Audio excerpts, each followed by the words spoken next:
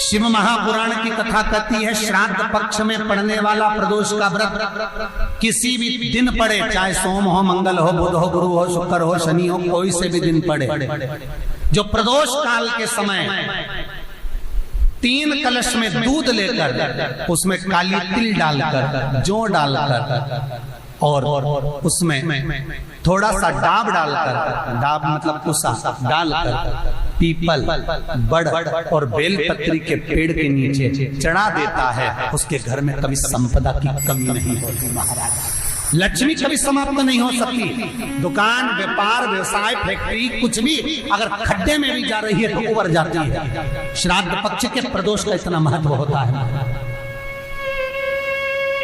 पर प्रदोष काल में ही चढ़ेगा, शाम के समय प्रदोष काल पीपल के नीचे, बट वृक्ष के नीचे, बड़ के पेड़ के नीचे, बेलपत्री के नीचे घी का दिया लगाकर आप दूध समर्पित करो। स्टील के पात्र में थोड़ा सा दूध लेकर कटोरी में ले जाओ, अगर पात्र भरकर नहीं ले जा सकते तो कटोरी पर ले जाओ, समर्पित। शिव का सबसे प्रिय अगर कोई व्रत है तो प्रदोष का ही व्रत है। शंकर को राजी है वो व्रत, क्योंकि शिव और पार्वती का दोनों का मिलन का व्रत है, भगवान शंकर के मिलन का व्रत। पीपल के वृक्ष के नीचे पितरों की शांति है तो कितने चावल के दाने चढ़ते हैं?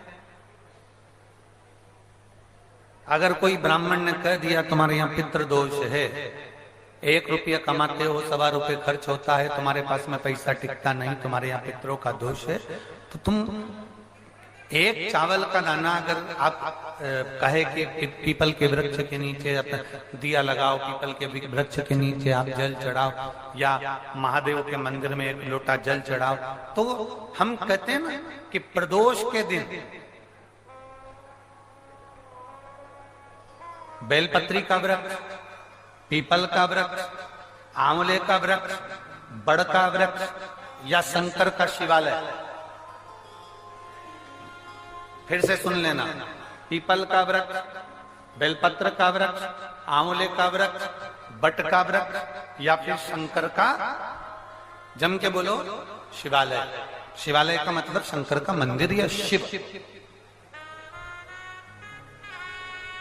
प्रदोष के दिन अगर आपको लग रहा है कि हमारे यहाँ पितृदोष है, बहुत तकलीफ चल रही है, बहुत कोई ने कहा पितृदोष है, कोई कह रहा पितरों का, तुम्हारे यहाँ ये तकलीफ है, पितरों की ये तकलीफ है, पितरों की वो तकलीफ है, पितरों की ये तकलीफ है, बार बार अगर कोई कह रहा है तो फिर आपको उसमें स्मरण करना पड़ेगा कि हम चावल के कितने दाने भगवान शंकर को समर्पित कर दें कि भोलेनाथ हमारे पितरों को तृप्त कर दें। हम तृप्त नहीं करेंगे,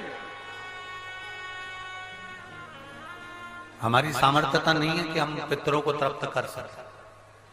आप में से कोई है जो पितरों को तृप्त कर सकता है? संसार में कोई नहीं जन्मा जो अपने पितरों को, अपने पूर्वजों को तृप्त कर दे। गया जी का पिंडदान कर लो, तर्पण कर लो, तिलांजलि दे दो, घर में ब्राह्मण भोज करा दो, साधु भोज करा दो, संत भोज करा दो, तुम दुनिया भर का सारा 50 काम कर लो, उसके बाद भी तुम पत्री का किसी को दिखाओगे तो वो भी कह देगा तुम्हारे यहाँ, फिर वापिस कहेगा कि पितृ दोष है। अब तुमने अभी इतना अनुष्ठान करा, इतना पिंडदान करा, इतना तर्पण करा, इतनी तिलांजलि करी, इतना सब कुछ करा, इसके बाद वापिस पितृदोष आ गया, फिर वापिस पितृदोष। क्यों? दुनिया में ऐसा कोई नहीं जन्मा जो अपने पितरों को तृप्त कर। आप अपने घर के लोगों को तृप्त नहीं करते, जो जिंदा हैं वो उनको बोलो री भाई, जीजियो सही है कि गलत है? जो जिंदा हैं, माँ बाप अपने बेटे के लिए कितना भी कर ले, कितना भी, आखिरी में एक दिन बेटा कह देता तुमने हमारे लिए क्या करा। बहू के लिए कितना कर लो, आखिर में बहू कह देगी वो तो जेठानी को ज्यादा करती है, देवरानी को ज्यादा करती है, हमको करती है, अपनी ननद को ज्यादा करती है, बेटी को ज्यादा करती है, बेटी को लगता है कि बहू को ज्यादा करती है,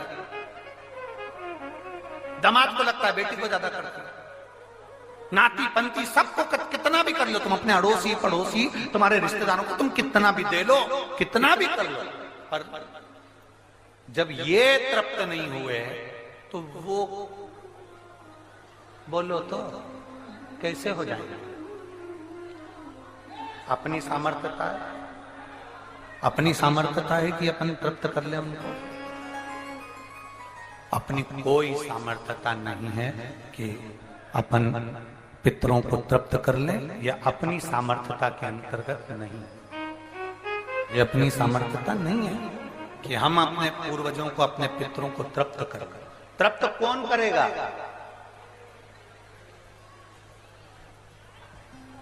जिनकी शरण में पित्र हैं। वास्तु के देवता भगवान शंकर, काल सर्प दोष के देवता भगवान शंकर। जितने दोष होते हैं, पितृ दोष के देवता भगवान शंकर, तो हम तृप्त नहीं कर सकते। अगर इनको तृप्त करेंगे तो देव अधिदेव महादेव करेंगे। आप 7 चावल के दाने, या तो पीपल, बेलपत्र,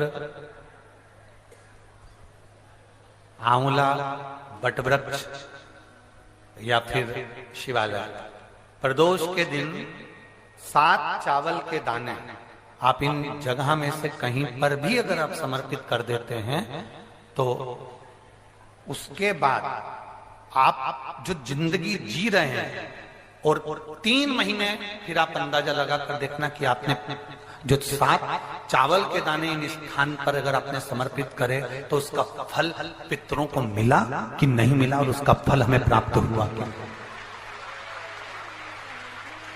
ये वो स्थान है जहां प्रदोष के दिन 7 अक्षत चावल का दाना भी हमारे पितरों को, पूर्वजों को तृप्त कर देता है। कौन कौन सा स्थान वापिस बोलेंगे सभी लोग? पहला पीपल, दूसरा बेलपत्र, तीसरा आंवला, चौथा वटवृक्ष, और 5वां शिवालय, शंकर भगवान का स्थान। अब इसको समझना आपके ऊपर निर्भर है। समर्पित कभी मौका लग जाए, सारी दुनिया के लोग तुमसे कह रहे हैं तेरे घर में पितृदोष है, 1 रुपए कमाते हो 1.25 रुपए खर्च होता है, मानसिक टेंशन बना रहता है। घर में एक व्यक्ति बीमार है, ठीक हुआ, दूसरा बीमार पड़ गया, दूसरा ठीक हुआ, तीसरा बीमार पड़ गया, तीसरा ठीक हुआ, चौथा बीमार पड़ गया। मतलब कहीं ना कहीं पितृ का भाव, पितृदोष का वर्णन। किसी ने कहा तुमसे कि तेरे यहाँ पितृदोष है, तूने ब्राह्मण को भोजन करा दिया, पिंडदान करा दिया, तर्पण करा दिया, तिलांजलि करा दी, गया जी का श्राद्ध कर दिया, हरिद्वार चली गई, वहां पिंडदान करवा दिया, ब्राह्मण भोज करवा दिया, तिथि पर भोजन करवा दिया, सब कुछ करवा के देते। अब एक काम और करके दे, एक काम और करके देते हो। जब तुम घर में भगवान शंकर की आरती, तुम्हारे घर में शंकर जी का शिवलिंग है, भले काय का भी हो, छोटा सा, भले सियोर का कंकर शंकर हो, नर्मदा का कंकर हो, चाहे शंकर पारक के हो, पीतल के हो, स्टील के हो, लकड़ी के हो, जिसके भी हो, लोहे के हो, पाषाण के हो, जिसके भी हो, शंकर का शिवलिंग अगर हमारे घर में है, और आप रोज प्रतिदिन भगवान की आरती करते हो, प्रतिदिन, और आपको लग रहा है कि मेरे यहाँ तकलीफ चल रही है, ये ठीक ही नहीं हो रही, लगभग 1.5 महीना आप कम से कम 45 दिन, 1.5 महीने के करीब में ऐसा प्रयास करना कि भगवान की आरती, शंकर भगवान के शिवलिंग की आरती करने के बाद उस दिए को भगवान के सामने मत रखो, उस दिए को उठाकर जहां तुम पानी का मटका रखते हो, हंडा रखते हो, जिससे तुम पानी पीते हो, तुम्हारे रसोई घर में जो पानी का मटका, हंडा, बाल्टी, आरओ का पानी जिस मटके में गिरता है, हंडे में गिरता है, जिसको हमारे यहाँ पितरों का स्थान कहते हैं, उस स्थान पर, उस मटके के पास में, उस हंडे के पास में, उस बाल्टी के पास में, जहां रसोई घर में पानी रखते हो, उस रसोई घर में पानी जहां रखते हो, उसके पास में उस दिए को भगवान के सामने नहीं रखना। आरती उतारने के बाद उस दिए को ले जाके सीधे परिंडे के पास में, उस हंडे के पास में, मटके के पास में उसको रखो। केवल 1.5 महीना कर देखना। 1.5 महीने के बाद तुम्हें मालूम पड़ेगा कि हम वापिस उन्नति की सीढ़ी पर चलना प्रारंभ करती हैं, हमें फल मिलना चाहिए। अब तुम्हें ना कहीं जाना है, ना कहीं आना है, ना कोई खर्चा है। खर्चा है क्या? ईमानदारी से बोलो, कोई तुम्हारा लाखों का रुपया लग गया क्या? रोज आरती करते हो रोज आरती। बस आरती का नियम बना लो कि हमको पितृदोष किसी ने बोला है, हमारे घर में अशांति है, पितृदोष है, कोई कह रहा है कि तुम्हारे घर में पितृदोष है। हमने सब कुछ करके देख लिया, अब हमें ये करना है कि महादेव की आरती जब होती है तो उसकी ज्योत का दर्शन करने पर 1000 कपिला गाय के दान का पुण्य मिलता है। तो ये पुण्य हम हमारे पितरों को देते हैं, जिससे उनकी मुक्ति हो जाए और हमें आशीर्वाद प्राप्त। उस दिए को नीचे नहीं रखना, आरती उतारने के बाद आरती पूरी हो जाए तब उस दिए को ले जाकर, जब आप ले जाकर उसको रखें तब उस स्थान पर रखें जहां पितरों का स्थान, जहां पितरों का स्थान।